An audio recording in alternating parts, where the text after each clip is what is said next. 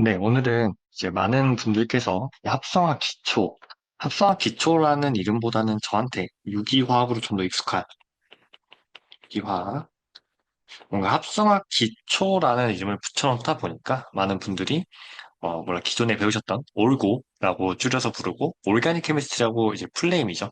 유기화학이랑 뭔가 다른 거라고 생각하시는 경우가 있는데, 똑같은 겁니다.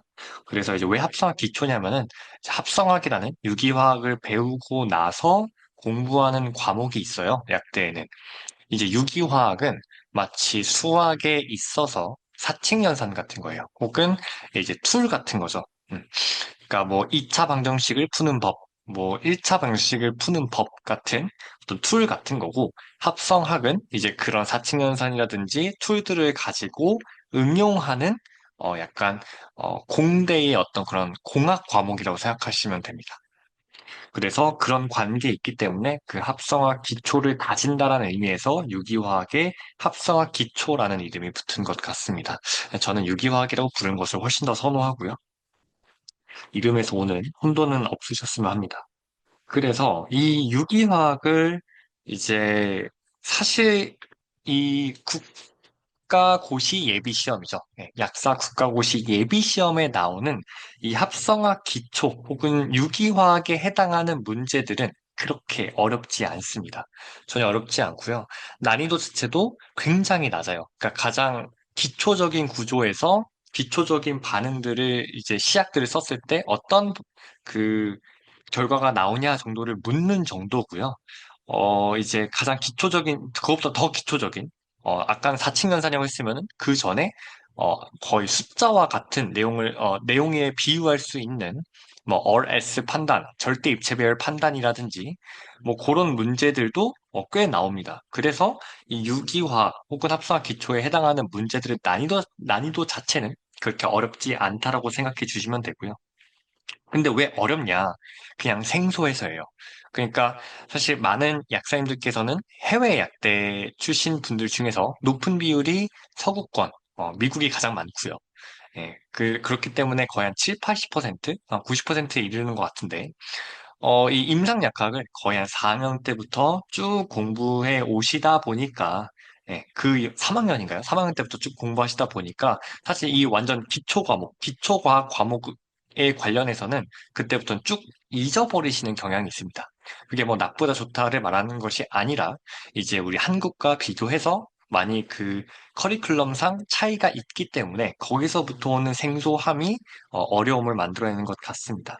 그래서 이걸 이제 어떻게 공부해야 되냐. 약간 다른 과목들과는 좀 달라요. 네. 약물학이라든지, 약물 치료학이라든지, 미생물학이라든지, 뭐, 이런 암기에 기존하는 과목들과는 암기가 필요 없다는 뜻은 아니지만 조금 더 이해를 바탕으로 하는 과목이죠.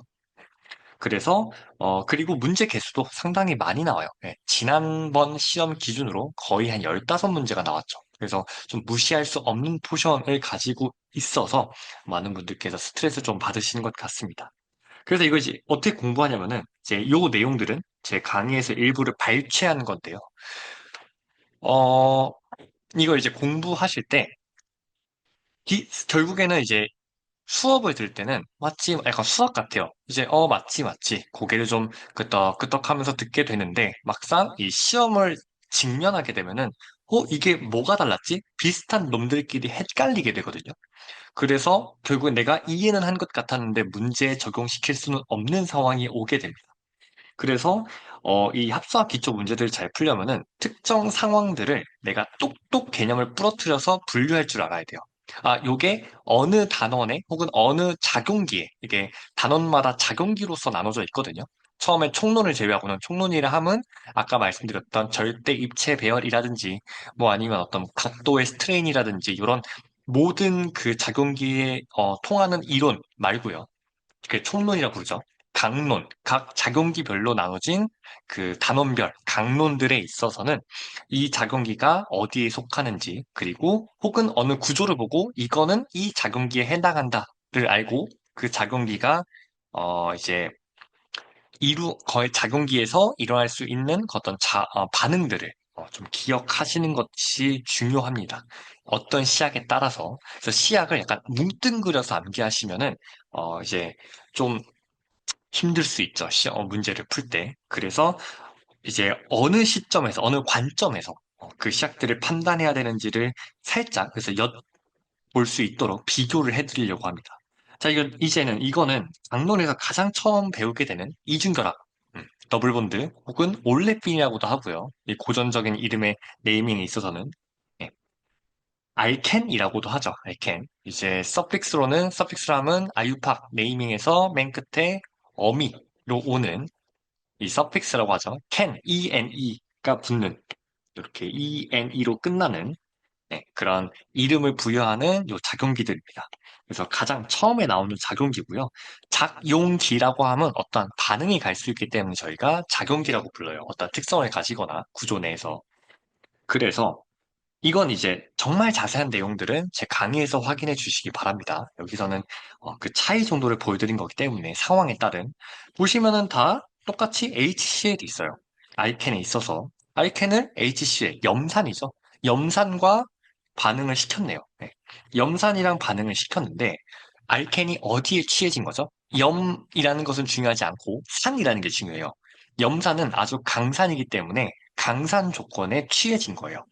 여러분들이 나중에 강의를 들으시면서 공부하는 되게 좋은 습관 중 하나가 이 반응이 어떤 조건에 취해져 있는지를 먼저 잡고 들어가는 거거든요. 근데 그렇게 어려운 개념이 아니에요.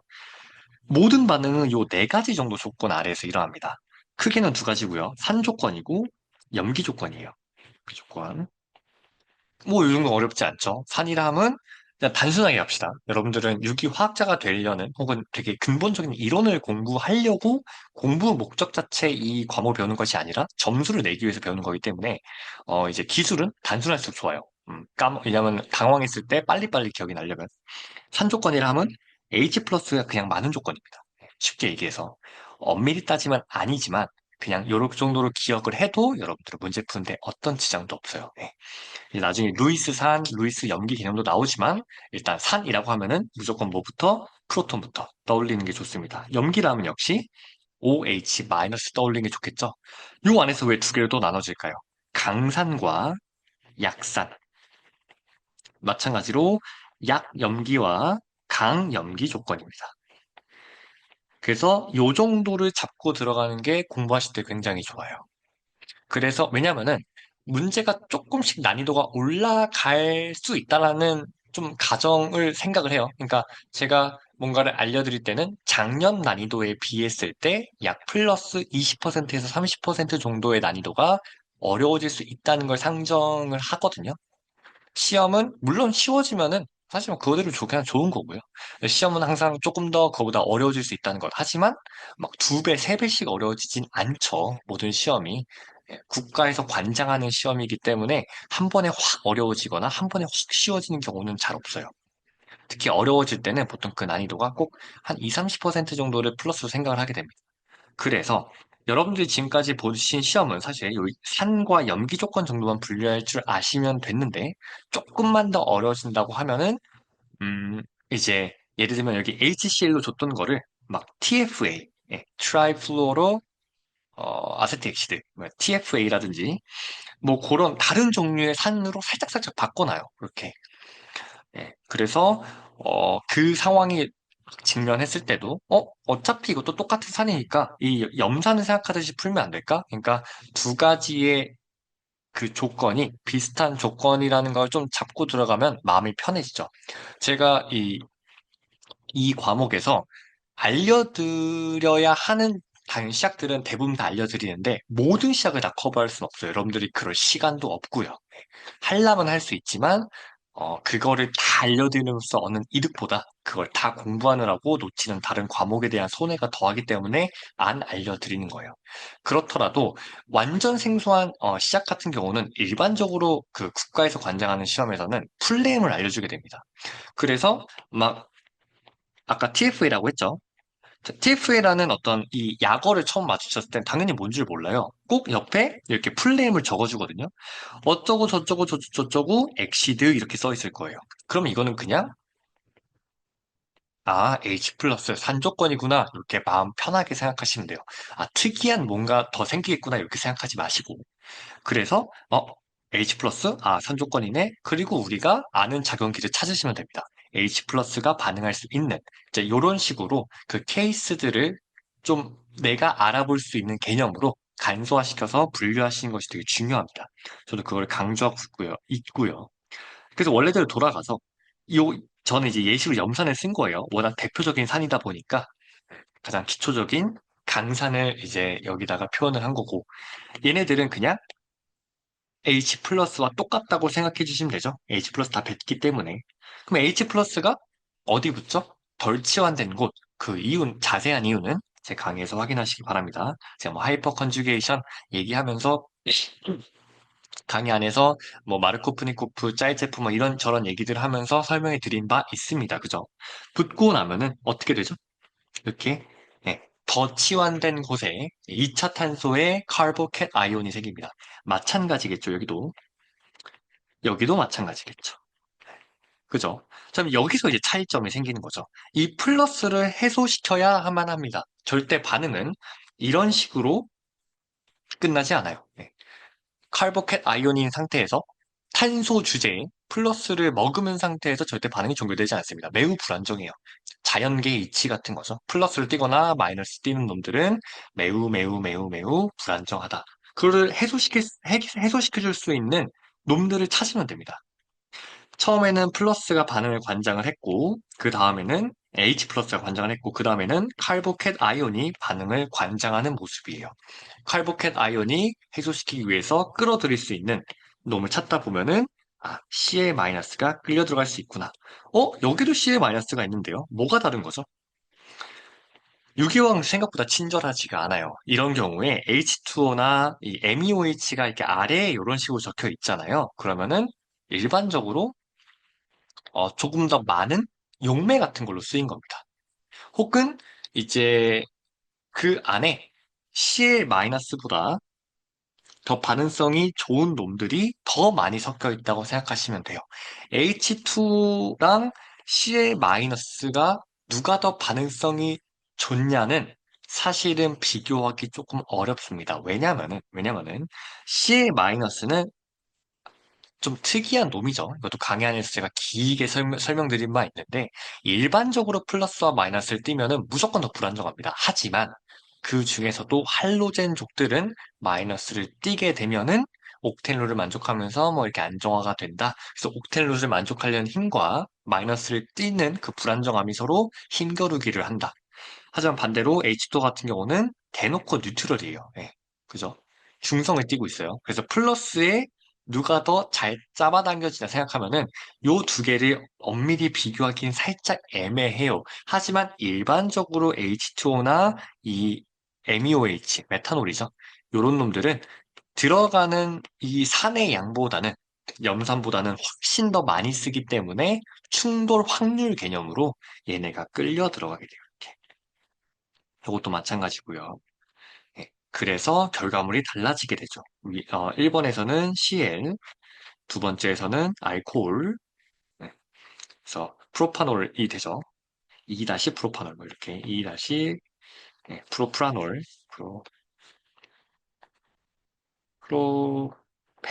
프로페놀. 그 다음에 마지막은 메톡시, 예, 이 메톡시 프로페인이 되는 거죠. 그래서 이런 식으로 결과물이 달라지게 됩니다. 여러분들이 분명 문제를 풀러 들어가셨을 때 약간 멘붕이 오는 부분은 보통 여기까지는 기억이 나요. 이거 맞추면 안 되고요. 보통 여기까지는 기억이 나는데 요놈들에서 오는 차이들을 기억을 못합니다. CL 이런 식으로 H2O 그다음에 메탄올 그래서 얘에서 오는 그 차이들을 약간 짝짝짝 정립이 안 되어 있어서 문제를 틀리게 됩니다. 마찬가지로 아래도요. 같은 원리로 이건 친전자성 반응이죠. 이거는 강의에서 확인을 하시기 바랍니다. 그래서 모든 걸 설명드릴 수는 없고요. 그래서 요 삼각 컴플렉스를 형성하면서 반응이 시작이 되고 첫 번째에선 들어갈 놈이 없으니까 B열 마이너스가 끌려 들어가면서 어, 다이브로모네이션이 되고요. 마찬가지로 두 번째에서는 BR, 그래서 OH가 아니고요. 반대로죠. 이렇게네요. 제가 왜 안쪽으로 끌려 들어가는지도 분명히 설명을 해드렸습니다. 이렇게가 아니라 그 이유도 강의 안에서 확인하시기 바랍니다. 어쨌든 굉장히 비슷해 보이는 조건이라도 요 약간의 다름으로 인해서 어떤 결과물이 달라진다. 네, 달라진다. 그런 거를 생각하면서 공부를 하시기 바랍니다. 왜? 문제는 그런 데서부터 나와요.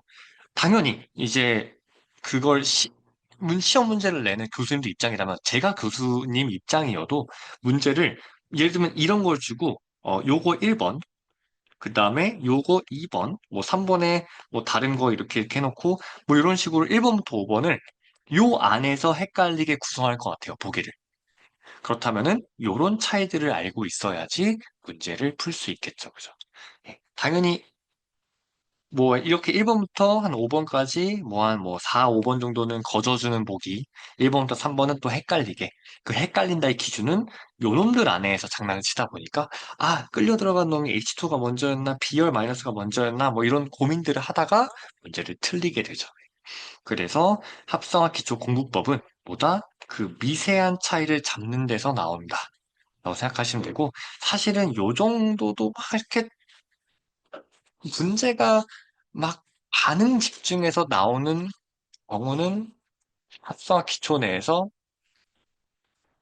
어, 저 난이도를 막 이렇게 올려가지고 내오는 경우는 거의 없기 때문에 이 정도만 공부하셔도 충분할 것 같습니다. 자, 그래서 두 번째로 말씀드리고 싶은 것은 이 시점에 많은 분들이 상담이 오세요. 지금 시작해도 6월에 예비고사인데 시간이 충분하냐라는 질문이 들어옵니다. 지금부터 시작을 한다면은 2, 3, 4, 5, 6, 5개월이죠, 5개월. 150일이라고 생각할게요, 그냥. 30 곱하기 5라고 해서 150일. 충분하냐? 제 답변은 보통 세모입니다. 왜 세모냐면은 사람들마다 이제 여러 약대에서 여러 외국에 있었던 약대에서 계셨던 약대에서 오시는 분들마다의 처한 상황이 너무 달라요. 어떤 분들은 나 150일 동안 공부에만 올인할 거다. 또 계시고, 어떤 분들은 나는 일을 하면서 공부를 하겠다.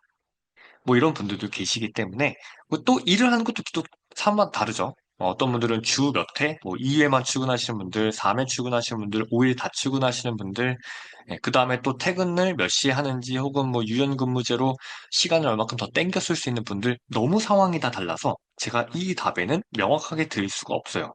그래서 제 답변은 세모이고 이 세모는 언제가 기준이냐면요. 150일을 공부에만 사용하실 수 있는 분들 기준으로 합격할 확률이 매우 높다 정도로 말씀드릴 수 있어요. 그러니까 중도 포기하지만 않는다면 저는 한 뭐 8, 90% 정도로 보고 있어요. 합격할 확률. 근데 왜 합격가 좀 힘드냐면은 이게 워낙 예비고사가 어렵다라는 소문도 퍼졌고 그 소문에 휩쓸려서 일찍 시작하다 보니까 근데 또 일을 하시면서 시작하는 분들은 일찍 시작하는 게 틀린 게 아니에요. 근데 그렇게 하다 보니까 그 사람들 대비 어떤 가시적으로 예, 가시적으로 내가 한 지금 2월 초죠. 초반인데 한 3, 4월쯤 되었을 때, 뭐 이미 작년 한 8월, 작년 10월, 작년 12월 시작했던 분들보다 당연히 공부가 덜 되어 있죠. 더 되어 있지 않겠죠, 당연히. 그러다 보니까 심리적으로 밀리는 게 있어요. 심리적으로. 근데 여러분들 이거는 상대평가가 아니죠, 그죠? 간신히 턱걸이로 60%를 넘어도 합격은 합격이에요.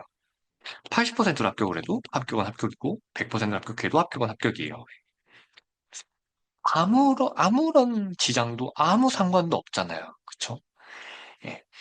그렇기 때문에 그 사람들이 비교 대상이 사실 전 안 되면 안 된다고 생각을 하긴 하는데 사람이란 게 그게 쉽지 않잖아요. 그죠?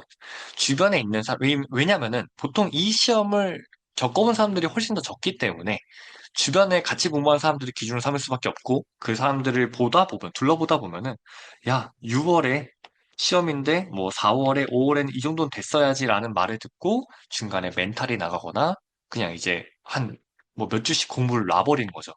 이렇게 해도 되겠냐? 라는 어떤 그런 심정에 있어서 심정으로. 그러다 보면은 당연히 그렇게 공부하지 않으면 무조건 떨어집니다. 어쩔 수 없이. 공부를 안 했는데 붙을 수는 없는 시험이기 때문에.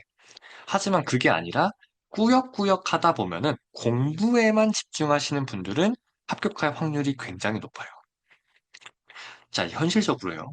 여러분들이 보는 시험은 생명약학, 산업약학, 임상응용약학으로 이루어진 예비시험입니다. 그죠? 생명약학에는 이제 우리가 흔히 아는 생명 관련된 과목들이 많아요. 예. 약물학 많아요가 아니라 생명 관련된 과목들이죠. 약물학, 뭐 이제 예방약학, 생화학, 그다음에 또 병태 생리학, 뭐 이제 면역학과 미생물학 요런 다섯 놈들이 이루어진 생명약학인데 암기할 게 엄청 많죠. 생물은 상대적으로. 그래서 그런 놈들과 산업약학은 상대적으로 화학 관련된 과목들이 많아요. 제가 가르치고 있는 이 합성학 기초 혹은 유기화학, 합성학, 의학화학, 그리고 또 뭐가 있죠? 이제 생약학이라든지 아니면은 물리약학, 이제 분석약학, 그리고 약제학이나 약동학, 양력학, 그 다음에 다 언급했나요? 그렇게 한 6개 정도가 들어있는 것 같은데 상대적으로 이해를 요하는 과목이고 상대적으로 양 자체는 비교했을 때 조금 더 적습니다. 적다 이건 아니고 상대적으로요. 임상응용약학 같은 경우는 약물치료학이랑 그 행정약학이랑 그리고 마지막에 품질약학으로 이루어져 있죠. 그래서 이 과목들을 모두 돌리다 보면은 일반적으로 10주 정도 걸립니다. 10주. 조금 빨리 돌리면은 8주면 할 수 있어요. 공부에만 전념한다는 기준 아래에 예, 충분히 할 수 있습니다.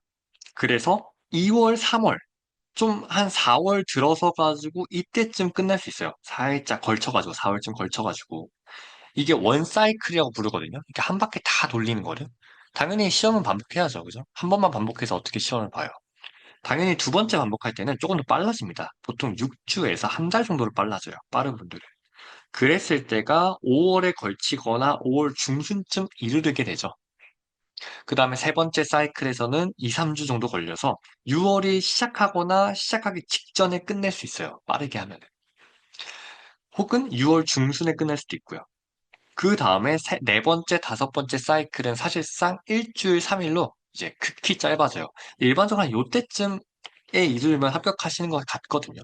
그래서 이제 이러한 속도감으로 보았을 때 151이면 사실은 충분합니다. 제가 조건을 다 들었어요. 공부에만 집중한다고 했을 때.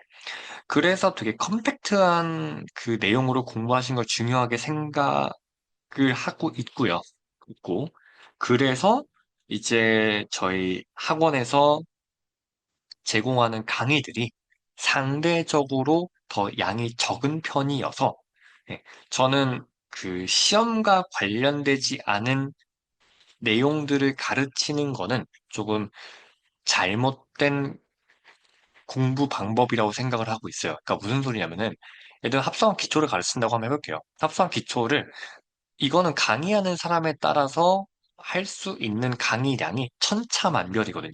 천차만별. 뭐 예를 들면은 어, 뭐 아유팍이라고 쳐볼게요. 아유팍. 이게 이제 화학에서 네이밍 시스템인데 이제 제가 제 전공이다 보니까 제 전공을 비유로 말씀드릴게요.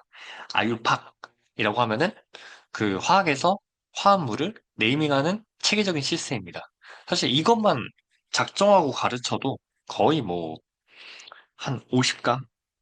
50강 좀 오반가요? 한 뭐 20강? 한 30강? 뭐 이렇게 뽑아낼 수 있어요, 사실.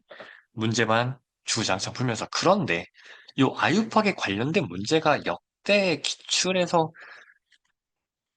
한 문제가 나올 때도 있고 안 나올 때도 있고. 네. 그리고 그 심지어 한 문제도 어렵지도 않아요, 그렇게. RS 판단 정도만 잘 할 줄 알면은 그리고 모체 정도 암기해 놨다면은 그냥 다 맞출 수 있는 그런 수준. 그럼 2, 30강씩 소비할 필요가 없는 거죠. 문제도 막 몇백 문제씩 풀릴 이유도 당연히 없고요. 예. 제대로 할 줄만 알면은 무조건 맞출 수 있는 수준의 난이도로 제가 이 말들은 다 뒤에 요 뒤에서, 요 바로 뒤에 역대 나왔던 합성학 기초, 합성학, 의학, 과학 관련된 예비고사 기출 문제들을 보여드리면서 설명드릴 거거든요. 그래서 요런 거를 요런 식으로 시간 전 낭비라고 표현하겠습니다.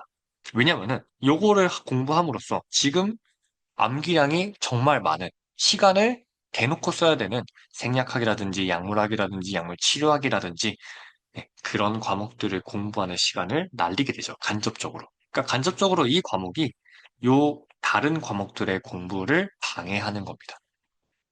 그래서 이제 그런 밸런스, 많이 나오지 않을 문제는 많이 나오지 않는 문제 개수만큼만 가르치고, 많이 나올 문제들은 그 많이 나올 문제들을 맞출 수 있는, 혹은 맞추기 위한 공부 시간을 확보해드리는 방법의 어떤 강의 혹은 학원의 운영 방침이 잘 된 운영 방침이라고 생각을 하고 있습니다.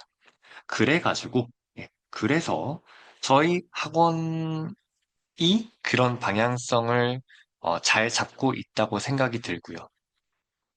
그래서 어, 네, 개인적으로는 이제 상대적으로 많지 않은 어떤 그런 강의 과목 치수를 가지고 있는 저희 학원을 당연히 추천드리는 바입니다. 제가 몸을 담고 있기 때문이기도 당연히 하고요. 네.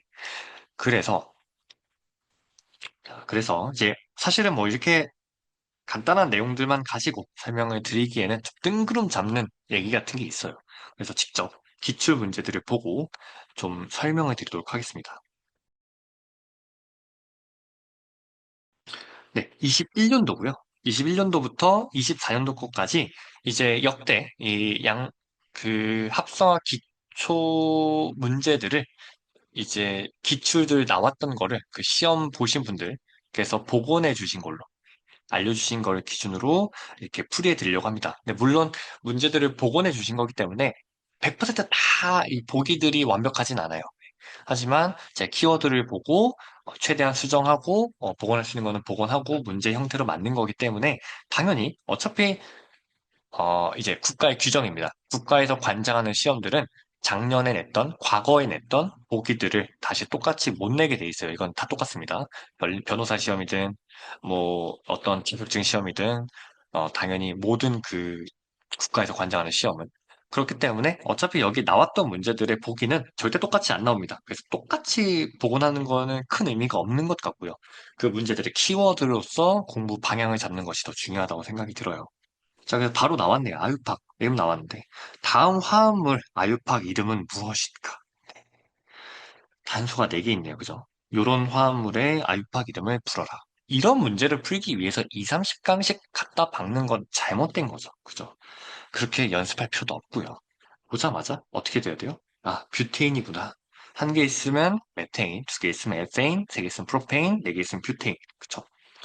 다음 화학식 중 가장 강한 염기는 무엇인가? 이거 다 합성학 기초 중에서 총론에 해당한 내용입니다. 이 앞에도 아육박도 당연히 총론이고요.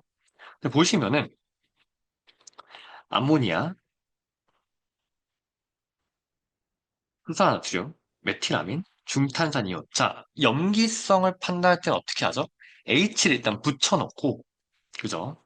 H를 붙여놓고,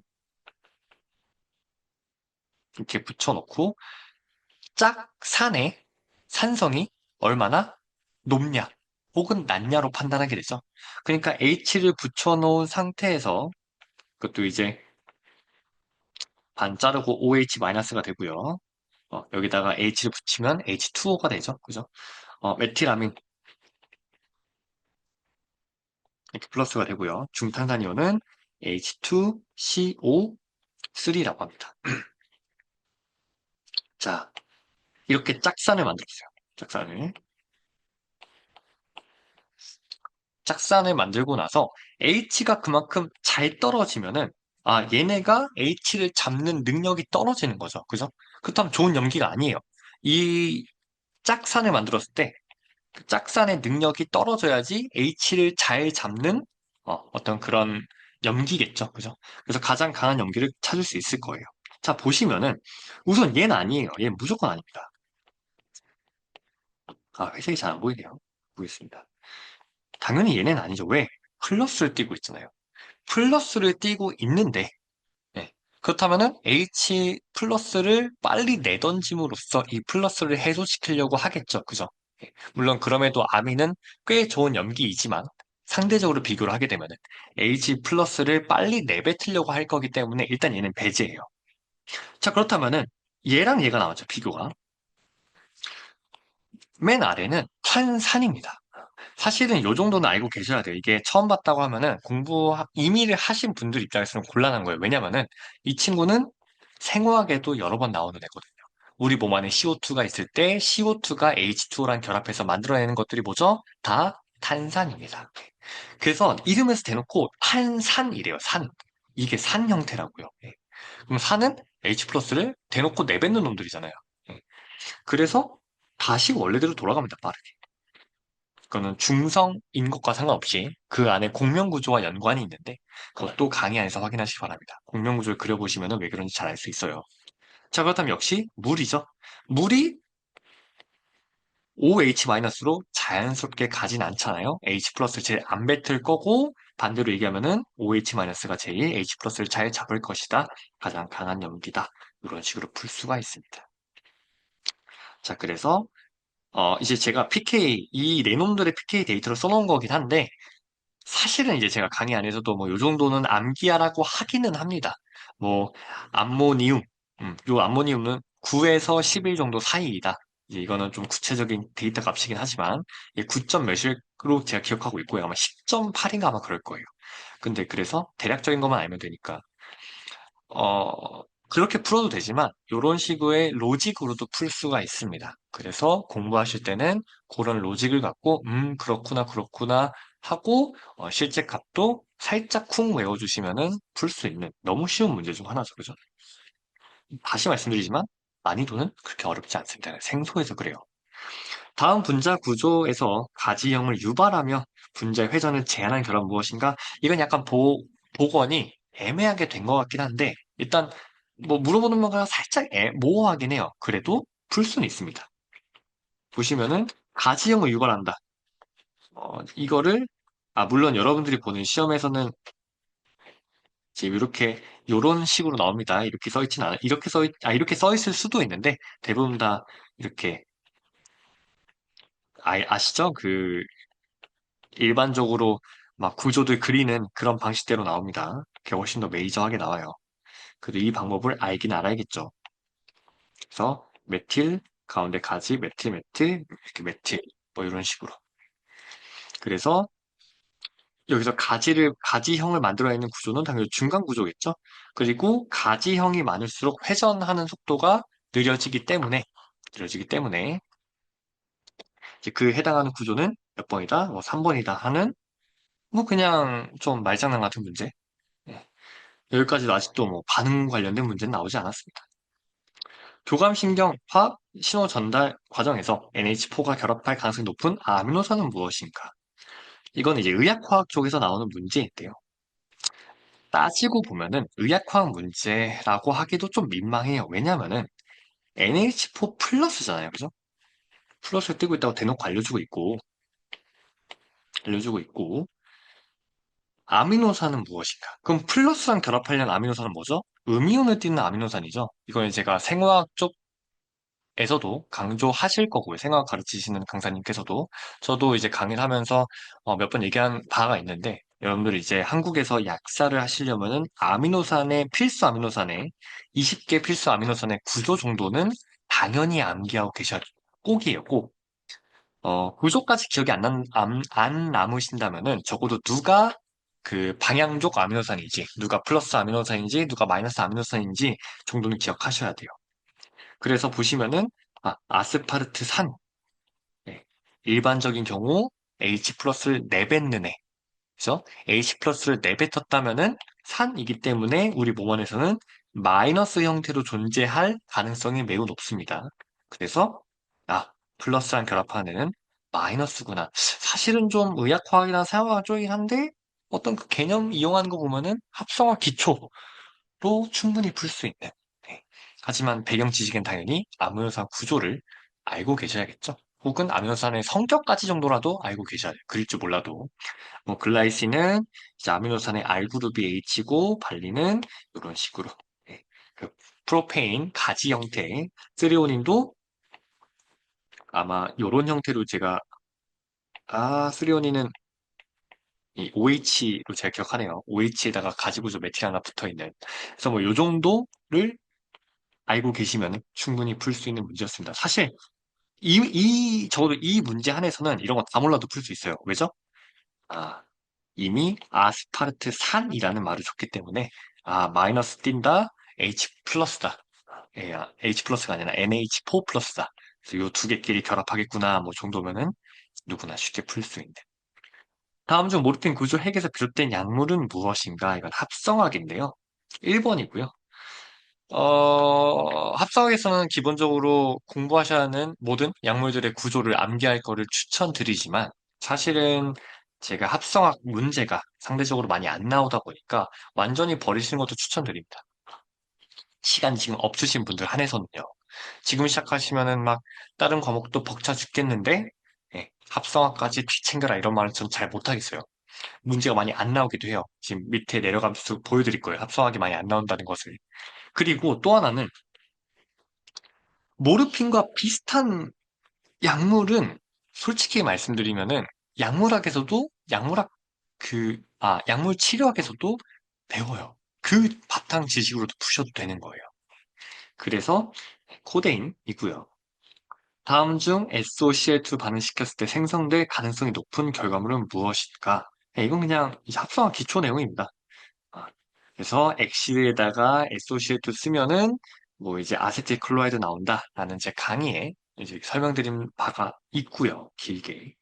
자, 아노모 탄소에 대한 내용으로 설명을 옳은 것은 이 아노모릭에 대한 내용은 어 엄밀히 정말 정말 엄밀히 따지면은 이 환원당, 뭐 비환원당 이런 내용 같은 거여서 생화학 쪽에서 다루는 게 맞긴 합니다. 근데 뭐 우선 답은 알려드리면은 이 아노머릭 결합 이렇게 링을 많은 걸 뜻하죠. 그래서 쉽게 생성된 카이라의 중심이다. 2번이 답인 거고요. 한 번씩 한번 보세요. 당연히 이거는 수업의 목적에 있는 영상이 아니기 때문에 모든 걸 다 설명드릴 수는 없고요. SP3 혼성 궤도는 몇 개인가? 합성한 기초, 총론에 해당하는 내용으로 3번이고요. 이제 중간 구조 보시면은 자 이것도 합성한 문제네요. 다클로펜의 구조를 암기하셨다면은 바로 풀 수 있는 문제입니다. 예. 감마 아미노피틸산 가바 이게 가바 구조거든요. 이 가바 구조가 요 안에 들어있어요. 보시면 하나 둘 셋 하나 둘 셋 해가지고 이 구조를 변형한 형태이다. 답은 2번인데요. 요 정도 수준이에요. 합성학에 해당하는 문제들이 보시면은 생각보다 어렵지 않은데 그리고 심지어 요 가바 구조의 뭐 형태이다라는 말은 꼭 합성학에서만 계속해서 나오는 말은 아니고 다른 그 과목들에서도 막 이렇게 막 가끔씩 한두 번씩 언급되는 그래서 사실 여러분들이 합성학 문제를 푸실 때는 합성학 기초 말고요. 합성학 문제를 푸실 때는 꼭 합성학에서만 나오는 지식을 이용하는 거는 오히려 좀 잘못된 풀이라고 저는 생각이 들어요. 네, 여러분들의 이제 공부 시간을 최대한 줄이기 위해서. 공명구조에 기여할 수 없는 탄소는 무엇인가? 합성학 기초에 대한 내용이고, 답은 3번. 터비나핀, 백소페나린, 의학화학 문제이긴 한데요. 이것도 각각의 구조를 알고 있다면은 그걸 바탕으로 풀 수 있는 문제입니다. 울만 반응, 이제 합성학 기초에 해당하는 내용이긴 한데, 합성학 기초에서는 이 반응은 가르쳐 드리지 않습니다. 왜냐하면은, 울만 커플링 같은 경우는 이제 금속을 쓰는 반응이다 보니까 사실 금속을 쓰는 유기화학 반응들은 유기화학 원투에 아주 아주 잠깐 언급하고 넘어갈 정도의 반응이에요. 그래서 깊게 다루지 않고요. 이런 문제들이 나오면은 전략적으로 틀리시길 바랍니다. 실제로 요거 이후에 이 예비 시험에서 금속을 다루는 문제가 나오는 경우는 극히 드물어요. 근데 그 금속에 나오는 금속을 활용하는 반응들을 공부하기 위해서 쏟아야 하는 시간은 어마어마하거든요. 그래서 절대 그런 가성비가 떨어지는, 매우 매우 떨어지는 상황은 원치 않기 때문에 이런 문제들은, 어?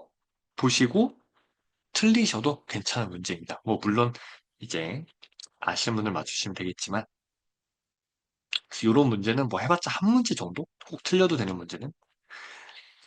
도매 폐지, 이제 LDA, 강염기를 사용한 후 생성되는 중간체는 무엇인가? 보시면 이제 합성학에 해당하는 내용이고, 이것도 마찬가지로, 어, 구조를 암기하셨다면은 어느 정도 풀 수 있는 문제인데, 이것도 사실 틀려도 문제 없는 문제입니다. 그래서 사실은 뭐, 이제 21년도에는 가장 2회차였던 걸로 기억합니다.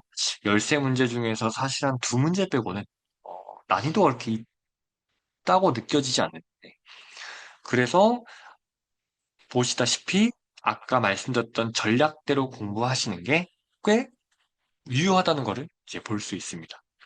그래서 넘어갈게요. 22년도 거.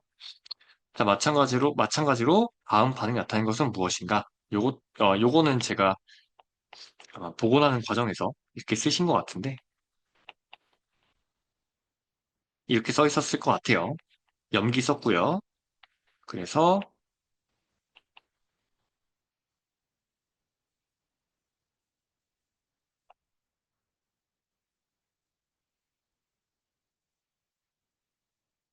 아, 드네요. 이거는 아주 유명한 아이돌 반응의 예시입니다. 아이돌 반응. 이것도 합사 기초의 내용이 있습니다. 제가 모든 걸 다 설명드릴 수 없다고 말씀드렸어요. 자, 이렇게 보자마자, 열 반응이네, 고리협동 반응이네, 그 중에서 요 형태, 다이인과 다이너 파일을 활용하는 형태는 디에제더 반응밖에 없습니다. 디에제더 반응이네. MCPBA 보자마자 바로 튀어야 되는 거 뭐죠? 아, 에폭시데이션. 답은 1번. 그죠? 막 정말 반응들의 기초 중에 기초만 물어보고 있습니다. 문제들이. 알면 풀 수 있을 정도 난이도. 자, 요거는 제가 높은 확률로 그건 좀 잘못된 것 같아요. 예, 요런 반응은 그러니까 정말 엄밀히 따져서 풀라면 풀 수 있거든요. 풀라면 풀 수 있는데 요게 아니었을 것 같아서 그래요. 풀라면은 이제 얘가 뭐 여기다 붙여놓고 여기다가 뭐 매트 붙여놓고 하는데 이런 지엽적인 반응은 나오지 않았을 것 같고 복원이 잘못돼서 이렇게 쓰여진 것 같습니다. 높은 확률로 아마 헬 볼할드 젤렌스키 리액션 같아요. 이게 되게 비슷한 그 시약들을 쓰거든요, 얘가. 그래서 요거 한번 쭉 읽어보시기 바랍니다. 당연히 요것들도 제가 합성학 기초에서 다룬 반응들이에요. 그래서 3회차에서는 보다시피 전년도 대비 조금 더 반응 위주의 문제들이 좀 나왔다. 이렇게 보실 수 있고, 이제 N2H4 보자마자 울프 키시너 반응. 얘 하나밖에 없습니다. 저희가 배우는 반응들 중에서 N2H4 쓰는 반응은 울프 키시너 하나밖에 없어요. RS 판단하라고 하네요. 아유팍 이름. 요런 기초적인 전년도에는 뷰테인. 그 다음에는 뷰테인에다가 CR 하나 붙여놨죠. 그리고 아유팍 판단하라고 하네요. 아유팍이 아니라 RS 판단하라고 하네요. 그래서 요 정도는 당연히 무조건 풀 수 있어야만 하는 난이도 수준의 아유팍이고 전 이런 곳에 너무 큰 시간을 쓰지 않을 거예요. 알코올에다가 PBR3 쓰는 거 너무 대표적인 알코올의 반응이고 이것도 제가 강의에서 설명드린 바가 있습니다. 다음 화합물 중 가장 산성인 수도를 포함하는 화합물은 무엇인가? 자, 대놓고 산이죠, 산. 나머지는 메탄올, 뭐 암모니아, 물. 답은 1번이죠. 쉽죠? 선도 구조를 단순화한 사례는 무엇인가? 이거 이제 의학화학에서 공부하면 알 수 있는 건데 답은 1번이에요.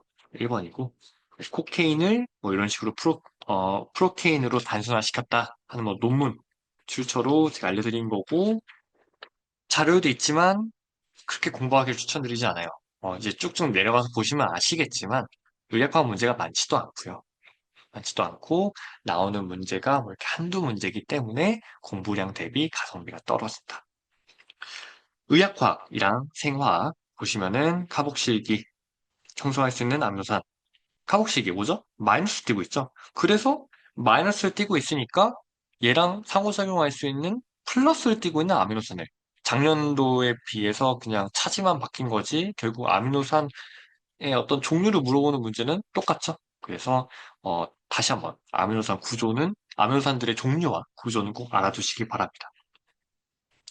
그래서 여기서 보기에서는 1, 2, 3번이 다 답이어서 답이 4번인데 아마 복원이 조금 잘못된 것 같아요. 제가 아는 한 국가에서 관장하는 시험에서 all of the above는 잘 안 나오는 걸로 알고 있거든요. 근데 뭐 맥락 정도를 알기 위한 문제니까 예, 공부를 위한 문제니까 이런 문제가 나올 수 있으니 이런 비슷한 형태 문제가 나올 수 있으니 암유사 구조는 알아야겠다 이렇게 예, 그리고 문제에 물어보는 바를 파악할 수 있으면 된다 이 정도 180 나노미터 흡광 파장 하면은 뭐죠?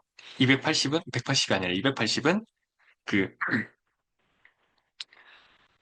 방향 족성을 띠는 아미노산을 물어보는 것을 뜻합니다. 그래서 여기 보시면은 근데 방향 족성을 띠는 아미노산들이 많아요. 여러 개예요. 그래서 아마도 복원이 좀 잘못된 것 같아요. 이렇게 헷갈리게 되진 않거든요, 잘. 예. 그 방향족 하나 딱 주고 나머지는 방향족 아닌 거 아닌 거 아닌 거 아닌 거 주는 수준인데 아마도 이렇게 써 있다면은 이제 복원하는 과정에서 좀 이렇게 방향족 아면선 뭐였지 하면서 다른 방향족 아면선들도 좀 많이 껴 들어간 것 같아요. 그래서 데이터상으로는 사실 요놈들이 전부 다 280 나노미터를 흡수를 하고요. 가장 강한 거는 트립토판입니다. 가장 강하냐고 적혀 있긴 하네요. 그래서 이 정도의 난이도다. 요게 아마 제가 느낀 사실 따지고 보면 이게 어, 이제 합성학 문제라거나 의학화학에서 또 이런 거를 가르치진 않아요. 예. 그래서 엄밀히 얘기하면 생화학 문제에 사실 가깝습니다. 그래서 하지만 어쨌든 풀이는 할 수 있으니까 짚고 넘어가고요. 파이파이 스태킹 이 정도가 이제 합성학 기초와 의학화학으로 풀 수 있는 문제거든요. 파이파이 스태킹이라고 하면은 바로 위랑 같은 말이에요, 사실상. 방향 족성이 뭐냐라고 묻는 거기 때문에 그쵸. 3번과 마찬가지로 아로마틱 3번이 아니라 위에 잘못 써졌죠. 아로마틱 아미노산들의 특징이라서 그걸 골라낼 수 있으면 됩니다. 클론에서 리도케인 그래서 이제 뭐 동등체 치환 그죠. 이제 프로케인에서 에스터가 너무 잘 끊기다 보니까 리도케인 뭐 아마이드 본드로 바꿨다 뭐 이런 이제 그 과정을 열거한 거고 14번도 2번 어려운 문제는 아닙니다. 수소 결합 공여자. 제가 이거는 좀 강조한 바가 있어요. 수소 결합은 공여자가 수소 결합 도너가 H를 가지고 있는 애다. 이렇게 수소 결합할 수 있잖아요.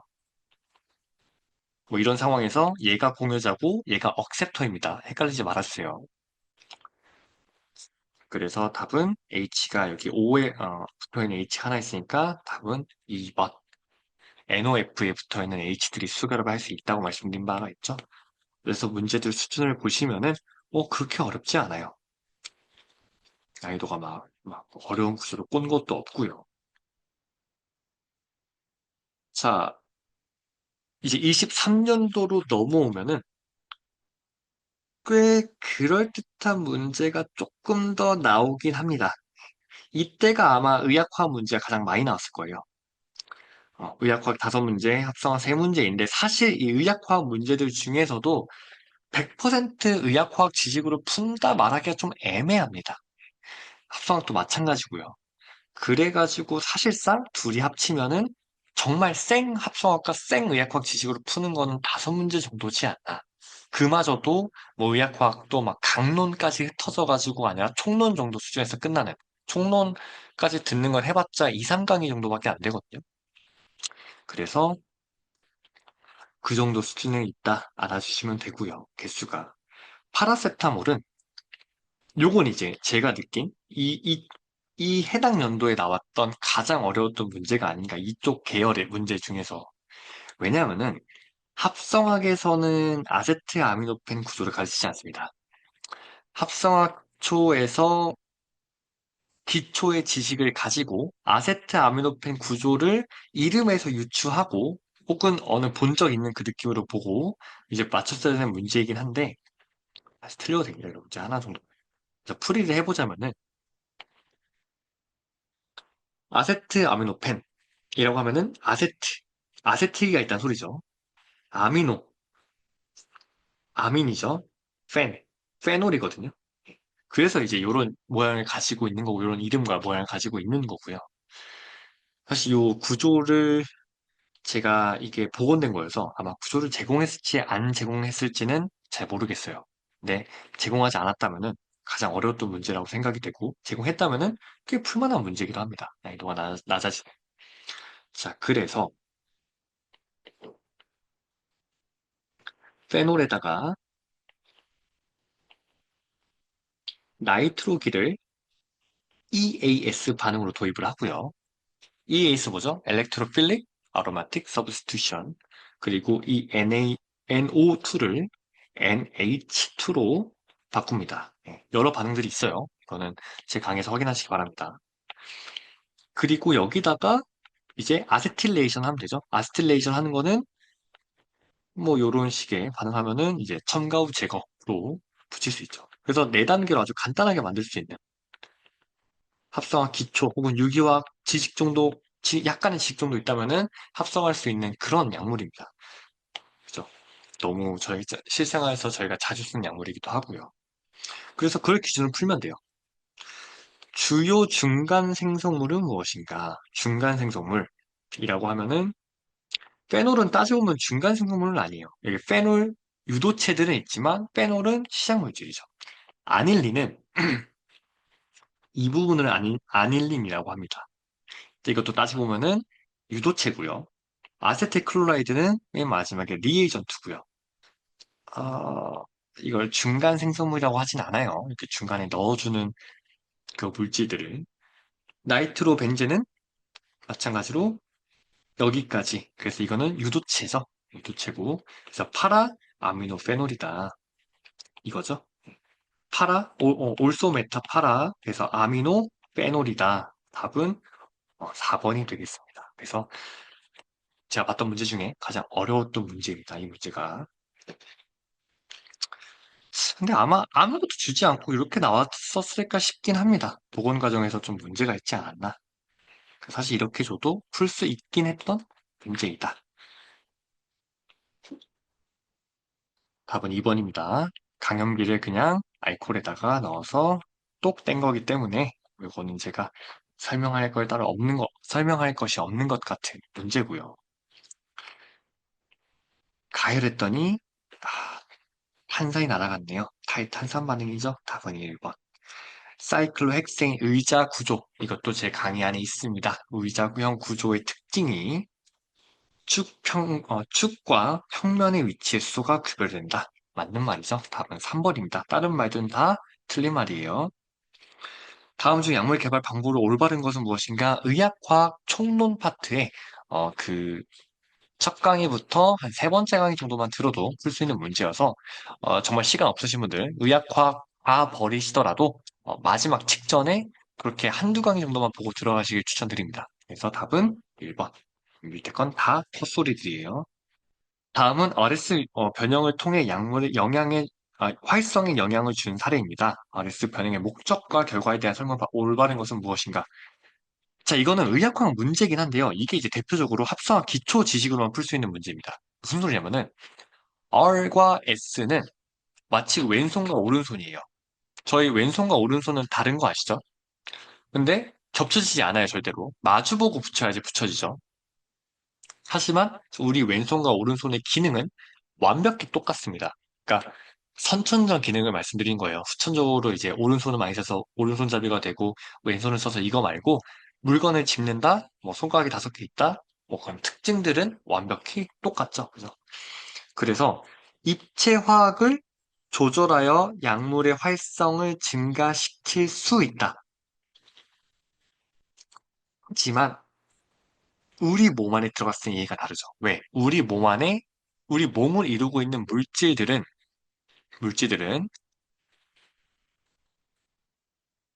아미노산 구조들과 그리고 어, 그 단백질을 이루고 있는 음, 아미노산 구조들과 어떤 당들 있죠. 당들의 형태가 L폼, D폼 한쪽으로 치우쳐져 있기 때문에 R폼이 들어갔을 때와 S폼이 들어갔을 때 받아들여서 보일 수 있는 생리 활성이 달라질 수 있습니다.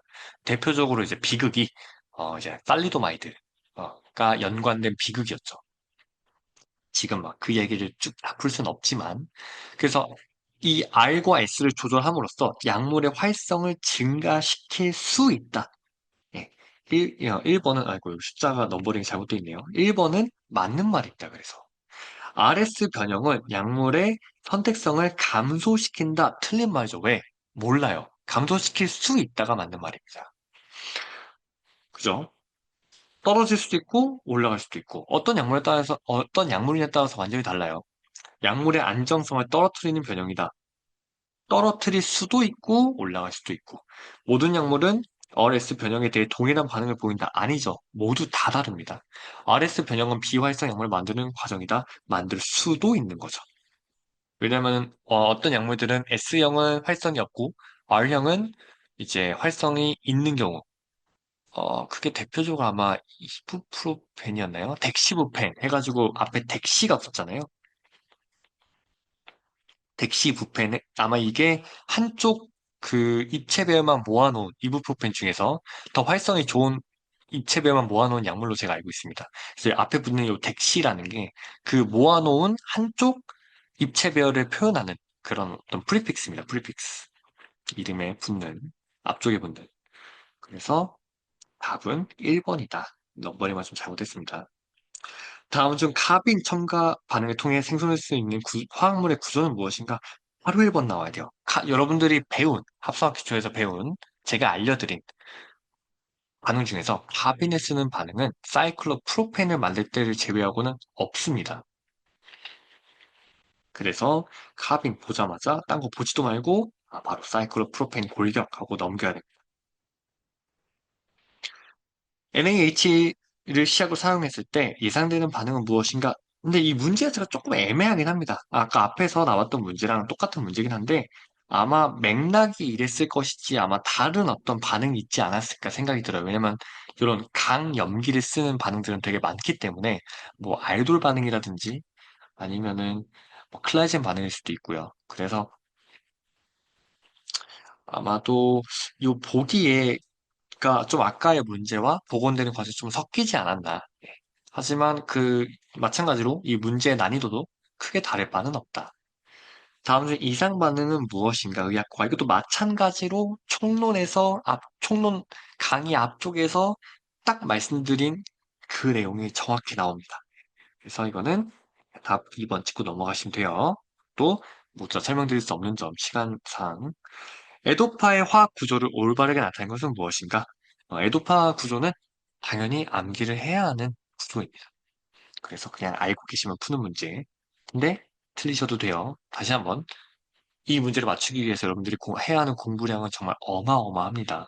그래서 상대적으로 문제가 많이 나오지 않는 합성학이나 의학과 문제를 맞추기 위해서 시간을 많이 쏟으실 필요는 없어요. 이프라트로피움. 이것도 마찬가지로 합성학이긴 한데요. 합성학 기초로 풀리는 약간 앞선 그 문제들 중에서 그 아미노산 문제 있죠? 그거랑 되게 비슷한 문제예요. 예. 이프라트로피움. 이음은 뭐죠? 플러스. 양윤을 띠고 있는 어떤 그 이온에 대한 그 뒤에 서픽스고요. 플러스를 띠고 있기 때문에 마이너스인 아미노산은 고리기만 돼서 답은 5번입니다. 그래서 또 마찬가지로 의학화 혹은 합성화 문제이긴 하지만 사실상 합성화 기초 지식으로 풀릴 만한 문제입니다. 클라이젠 재배열, 이제 프라이머리 할로젠 나오자마자 바로 SN2나 뭐 E2 바로 생각나야 되고요. 그래서 이것도 반응, 합성화 기초 쪽. 네네. 여기서 답이 1번 또는 2번이라고 쓴 이유는요. 엄밀히 따지면은 형성될 수 있는 생성물이기 때문에 둘 다 맞는 말이에요. 왜냐면 이게 대표적인 디에크만 컨덴세이션 이건 이제 제가 붙여놓은 거고 해설 때문에 디에크만 사이클라이제이션, 디에크만 컨덴세이션은 인트라몰레큘러 클라이젠 리액션입니다. 분자내에서 일어나는 클라이젠 리액션인데 그거의 대표적인 이제 반응 예시가 요놈이거든요. 근데 보면은 사이클로펜테논 구조도 있고 여기 알파 베타 위치라고 하거든요. 여기 칼복실릭 아, 엑시드가 아니구나. 이건 에스터군요. 에스터의 알파, 베타 자리. 그래서 베타, 케토, 베타 자리에 케토가 있다고 해서 베타, 케토, 에스터가 이 구조라서 사실 이 두 구조가 다 여기 포함되어 있어요. 그래서 만약에 의에 형성되는 생성물은 무엇인가 했으면 무조건 답이 2번인데 왜냐면은 이게 꼭 오각형 말고도 육각형일 수도 있고 칠각형일 수도 있거든요. 근데 만들 수 있는 생성물이 무엇인가라고 물어봐서 1, 2번 두 개 다 답이 될 수 있는데 국가에서 관장하는 시험에서는 절대로 답이 두 개인 건 내지 않으니까 아마도 더 정확하게 쓰려면은 사이클릭, 베타, 케토, 에스터가 완전한 정답이지 않았나. 요거는 이제 뭐 복원되는 과정에서 이렇게 찢어질 수도 있죠. 보기가. 그래서 뭐이 정도 그래서 사실 이 문제의 의의는 정확한 문제를 푸는 것보다는 디에크만 컨덴세이션이 나왔구나. 어차피 디에크만 컨덴세이션을 풀면 알면은 푸는 문제이기 때문에 로빈슨 아듈레이션 마찬가지로 아시면 되고요. 또 이제 미카엘 반응에 이어지는 사이클라이제이션 반응인데 다 설명드릴 수는 없으니까 넘어가겠습니다. 마이크로 어디션 네, 마지막 이 두 가지 한 번 더 나왔네요. 황산포합이라고 하면은 아까 1상대사, 2상대사에 해당하는 문제. 난록손, 난록손의 구조를 알고 NaPH4의 반응성을 알아서 풀 수 있는 문제. 사실 이것도 애매하긴 한데 합성학 기초로만 찍을 수 있긴 합니다. 엄밀히 얘기해서. 왜냐면 온이라는 것 자체가 케톤의 서픽스, 케톤이 들어간 구조라는 거를 어림짐작하면은 케톤이랑 NH4를 쓰면은 보다가 아 알코올을 만들 수 있지 않나? 라는 식으로 좀 찍을 수가 있어요, 사실. 이제는. 그래서 엄밀히 얘기해서 의학화학이랑 합성학 지식으로만 풀 수 있는 문제는 좀 양이 적고요. 합성학 기초를 활용해서 완벽히 맞추거나 혹은 찍을 수 있는 문제까지 합치면은 거의 뭐 19문제 중에서 한 15문제, 16문제까지는 맞출 수 있지 않나 싶습니다. 그죠? 그래서 문제들을 딱 보시면은 제가 왜 앞서서 가장 그 처음에 그 공부하셔야 되는 정도가 그 정도가 돼도 충분한지 왜 합성학 기초 24강의만으로도 이게 다 커버가 될 수 있는지에 대한 설명이 좀 될 거라고 생각이 듭니다. 24년도 문제들이고요. 이때가 이제 피크를 찍었죠. 합성학 기초가 19문제가 나와버리면서 예, 좀 중요도가 많이 올라간 상황입니다. 근데 여전히 난이도는 그렇게 높지 않아요. 이제 문제들의 딱 그 포인트가 내려오면서 좀 더 확실해진 것 같고요. 우리 반응 기준으로 많이 낼 거다라는 약간 의지가 느껴져요. 문제를 보면은. 프리드크래프트 아실레이션. 벤젠 쪽을 공부하면은 당연히 방향조골성 화합물을 공부하면 너무나 당연히 나오는 첫 번째 반응이고요. 이건 이제 합성학, 구조를 알면 그냥 바로 풀 수 있는 문제. 의학화, 어,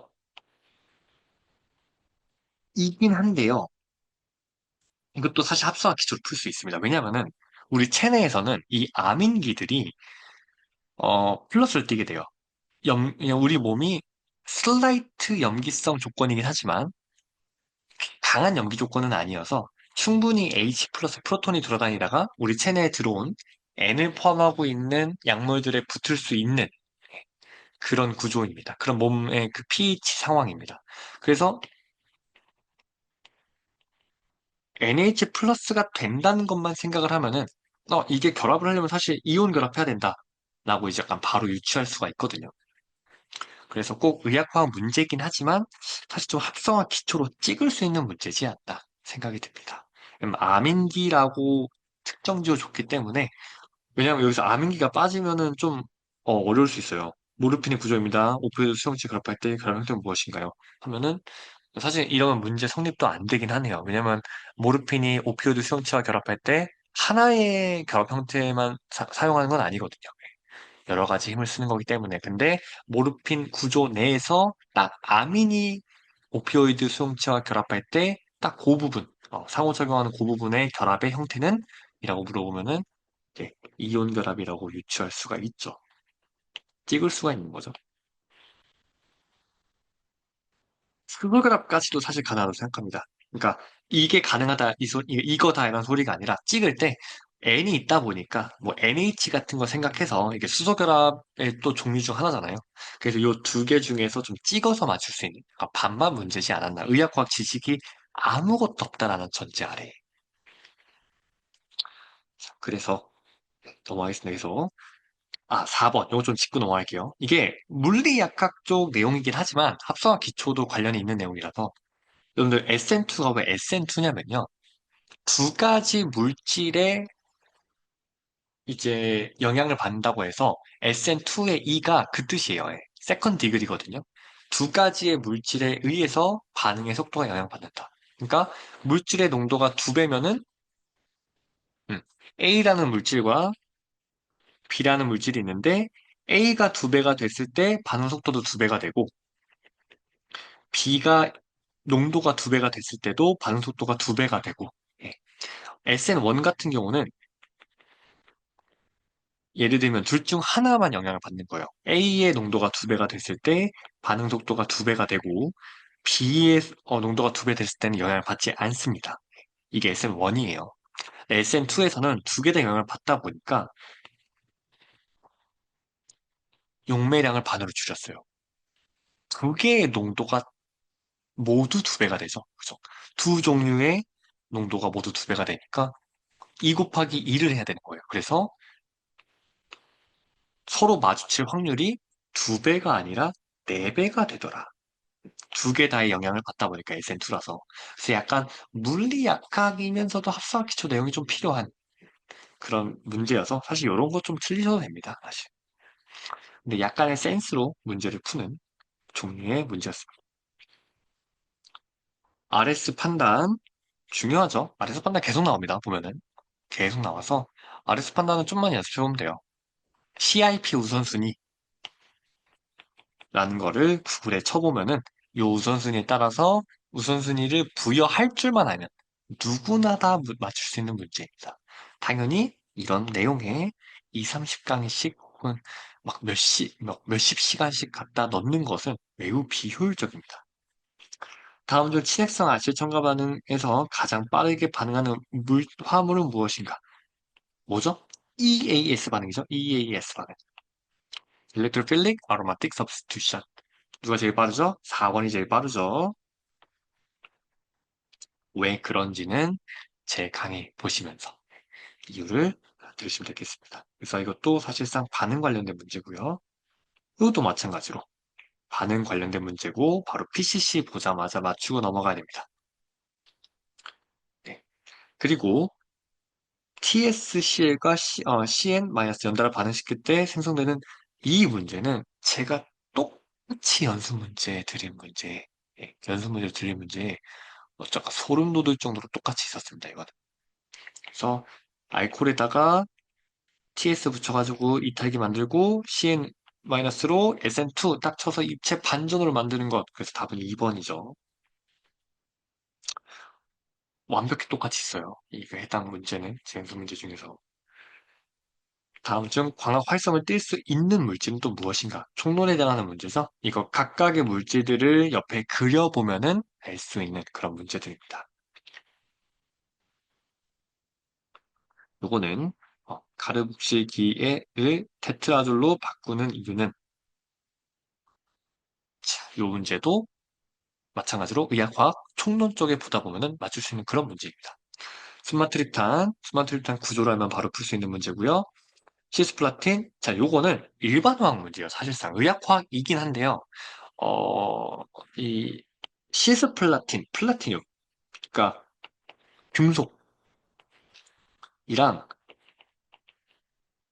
이런 비공유 전자쌍을 가지고 있는 어떤 화합물과 상호작용하는 것을 저희는 배위 결합이라고 합니다. 배위 결합. 근데 이게 사실 일반 화학에서 가르친 내용이거든요. 그래서 의학화학에서도 되게 구석에 들어있는 내용이에요. 구석에 잘 가르치지 않는 내용인데 그냥 여기서 그렇구나 하고 끄덕이면서 넘어가면 됩니다. 이런 문제는 틀리셔도 되는 문제일 거예요. 이런 걸 공부하기 위해서 여러분들 의학과학 교과서를 처음부터까지 다 공부할 수 없어요. 그래서 약간 구석에 물론 제 강의 내용에서도 이렇게 딱 나와 있지만 제가 배위결합이라고 딱 집어들고 넘어가진 않았을 거예요. 왜냐면 되게 지엽적인 내용인데 이게 좀 그냥 나왔네요. 그냥 그렇구나 하고 넘어가시면 됩니다. 이런 문제. 다음 중 산소의 가장 강한 화합물은 무엇인가? 각각의 구조를 옆에다가 다 그려보면은 그 이유를 알 수가 있습니다. 당연히 합성학 기초에서도 제가 산성도 쪽에서 산성도를 결정한 요인이 무엇인가를 길게 설명하면서 말씀드린 바 있고요. 그래서 답은 5번입니다. 요건 이제 제가 그냥 답을 그려놓은 거예요. 네, 그래서 이제 아마 얘가 없었겠죠? 얘가 네모 박스로 없었을 거고, 이렇게 이투 반응을 할 줄 알면은 나올 수 있는 그런 구조를 그릴 줄 아시면 됩니다. 선광도법 하자마자, 예, 이거는, 음, 하이랄리티에 해당하는 내용이구나.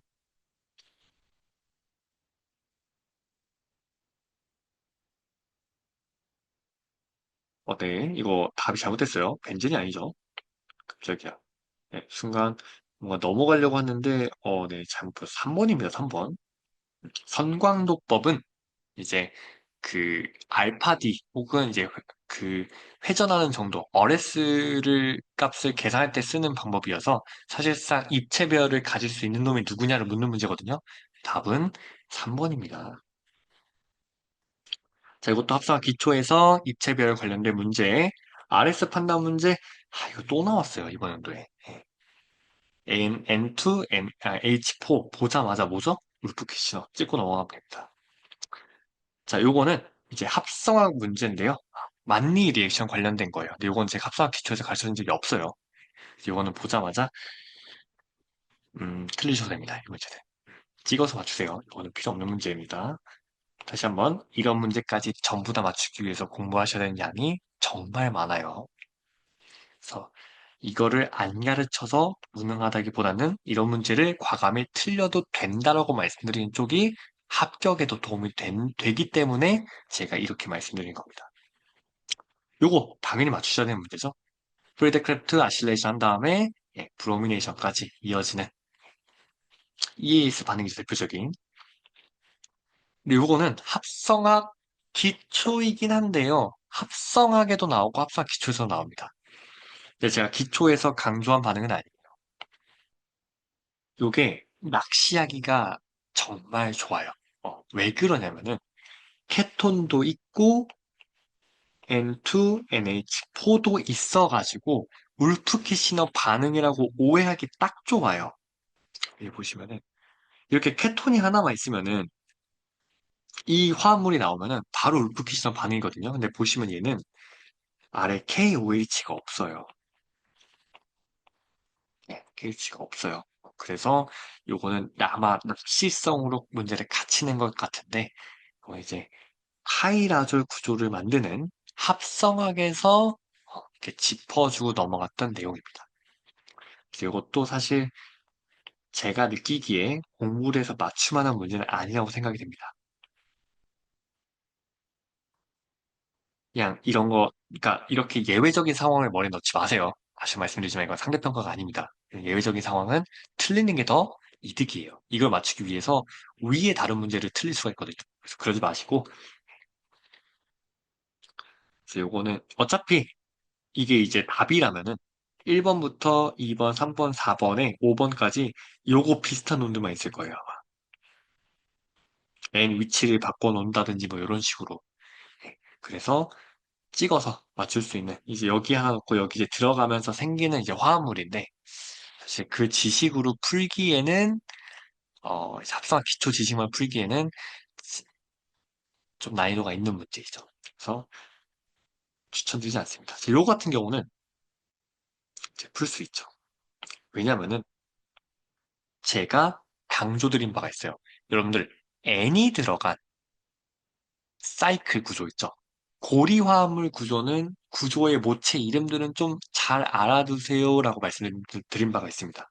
그래서 이 이름들을 보고 각각의 그 모체를 좀 떠올릴 수 있어야 됩니다. 참고로 피롤린은 P 롤리는